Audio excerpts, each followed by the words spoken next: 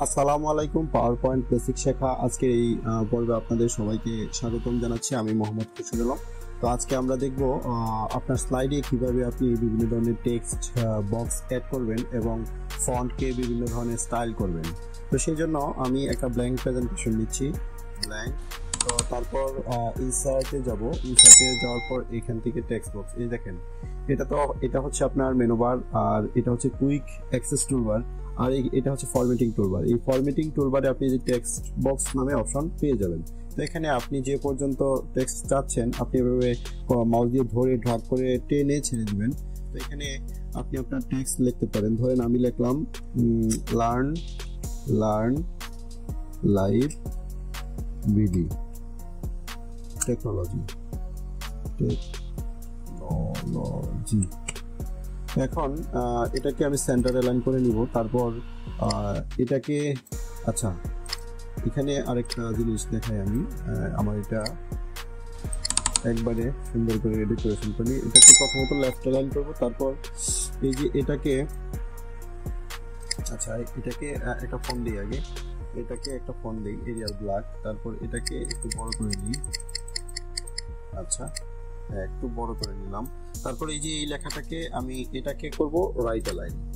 আচ্ছা, এটাকে একটু ছোট করে দেই, আর এটাকে আমি অন্য একটা ফন্ট দেবো, এটাকে দিব এরিয়াল।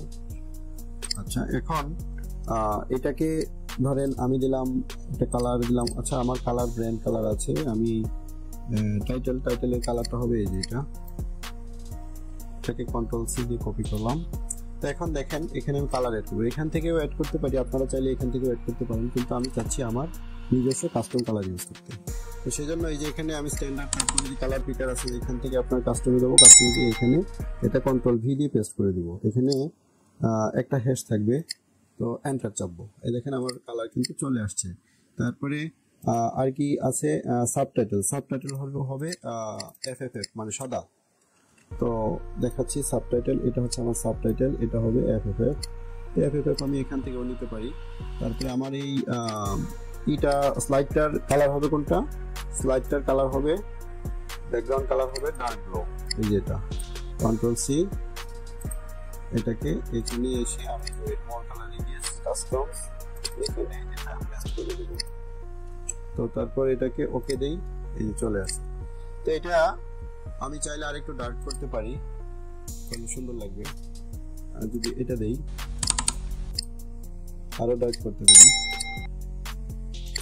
তো আপনারা আপনাদের পছন্দ মতো নিয়ে নেবেন। তো আমি এটা নিলাম আর কি, যাক সুন্দর লাগতেছে। তো এখন আরেকটু বড় করে দেই লেখাগুলা, এটাকে এখন এই যে সেই ফরম্যাটে গিয়ে অ্যালাইন সেন্টার, অ্যালাইন মিডল, এভাবে একটু ডেকোরেশন করে নিলাম আর কি। আপনারাও করে নিতে পারবেন। এই লেখাটাকে আরেকটু বড় করে দিই, হোমে গিয়ে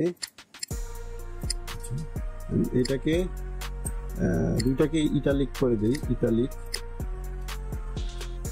আচ্ছা, এখন এইভাবে আপনারা টেক্সট ইনসার্ট করতে পারেন, টেক্সট বক্স ইনসার্ট করতে পারেন এবং এটাকে বিভিন্নভাবে আপনারা ডেকোরেশন করতে পারেন। এখানে বোল্ড করতে পারবেন, ধরেন এই যে এখানে বোল্ড করতে পারবেন, আন্ডারলাইন দিতে পারবেন। তারপরে এই যে ডলার সাইন আছে এটা ইউজ করতে, এটা আসলে তেমন কোনো একটা কাজ নাই। তারপরে এখানে গিয়ে আপনারা যে টাইট, ভেরি টাইট দিতে পারেন। তারপরে আপনার যে লুজ দিতে পারেন, ভেরি লুজ। এভাবে লুজ বলতে আপনার এই একটা লেটার থেকে আরেকটা লেটারের স্পেসিং বাড়বে। তো আমি এটা ভেরি টাইট রাখলাম। তারপর এখানে এই যে লোয়ার কেস, আপার কেস এগুলো আছে, এগুলো দিতে পারেন। এই যে আপার কেস দিলাম, আমি আপার কেস দিলে আমার এটা একটু বড় করতে হবে। আচ্ছা, তারপরে আর কি করা যায় এখান থেকে, এই যে আপনার এখানে আপনার ব্যাকগ্রাউন্ড দিতে পারবেন। তারপরে এখানে কালারটা পরিবর্তন দেখে নেবেন, পরিবর্তন করতে পারবেন। তো এখান থেকে আপনার ইউজ করতে পারেন বুলেট পয়েন্ট, তারপরে এখানে নাম্বারিং ইউজ করতে পারেন। তো তারপরে এখানে অ্যালাইনমেন্ট সেট করে নিতে পারেন। তো এখানে যে 2 কলাম 3 কলাম এগুলো আছে, এগুলো দেখে নিতে পারেন। আপনার স্পেসিংটা আপনার কিরকম হবে আপনি এটা নির্ধারণ করে দিতে পারেন। তো এই হচ্ছে বিষয়।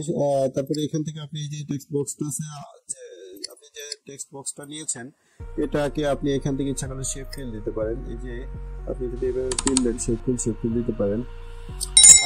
আপনি কুইক স্টাইল আছে, আপনি ইচ্ছা করলে যে কুইক স্টাইলগুলো এগুলো করতে পারেন। তো আপনার রেডিমেড স্টাইল এগুলো আর কি বিল্ডিং অবস্থায় পাওয়া যায়। তারপরে এখানে আপনি চাইলে এই আপনার ইসের একটা দিতে পারেন। ধরেন আমি একটা দিলাম শেপ আউটলাইন দিলাম। তারপর উইডটা ভালো দিই, এই তো এটা দিলাম। তারপর আর কি করা যায়, এখানে শেপ ইফেক্ট আছে, এখানে আপনার শ্যাডো ইউজ করতে পারেন। তারপরে ইনার শ্যাডো, এগুলা বিভিন্ন ধরনেরই আছে, আপনি এগুলা ফরম্যাটিং আছে এগুলা অ্যাপ্লাই করতে পারেন। তো আমি আপাতত শ্যাডো দিচ্ছি না, রিফ্লেকশন দিতে পারেন। রিফ্লেকশন এই যে এরকম দেওয়া যায় এটা। তারপরে আপনার আর কি দিতে পারেন, ধরেন গ্লো দেওয়া যায়, গ্লো ধরেন এটা দিলাম, আমি এটা দিলাম এরকম। আচ্ছা যাই হোক, আমি কন্ট্রোল জেড করলাম।